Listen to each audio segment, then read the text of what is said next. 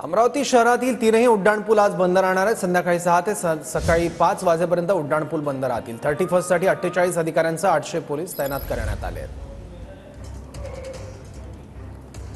31 साठी 48 अधिकाऱ्यांसह 800 पोलीस तैनात करण्यात आले आहेत। अमरावती शहरातील तीनही उड्डाणपूल आज बंद राहणार आहेत। अमरावती शहरातील तीनही उड्डाणपूल आज बंद असतील। 31 साठी शहरात तगडा पोलीस बंदोबस्त देखील बघायला मिळतोय।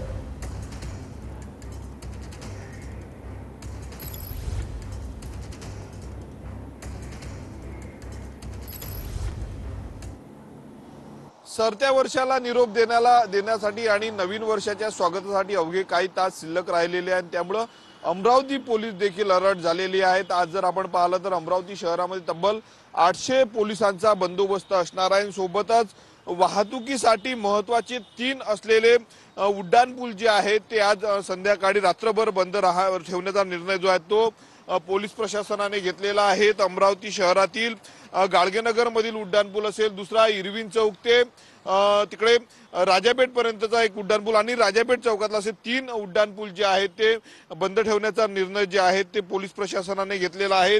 जवळपास 48 अधिकाऱ्यांसह 800 पोलीस हे संपूर्ण रस्त्यावर राहणार आहेत। नववर्षाचा जल्लोष करताना कुठलीही अनुचित घटना घडू नये यासाठी पोलिसांचा बंदोबस्त आहे। सोबतच गुन्हे आणि वाहतूक शाखेचे स्वतंत्र पथक देखील आज तैनात असणार आहे। ड्रग अँड ड्राईव्ह मोहीम पोलिसांच्या वतीने राबवण्यात येणार आहे। कॅमेरामन अनिकेत दातोंडेसह मी स्वप्नील उमाप, TV9 मराठी, अमरावती।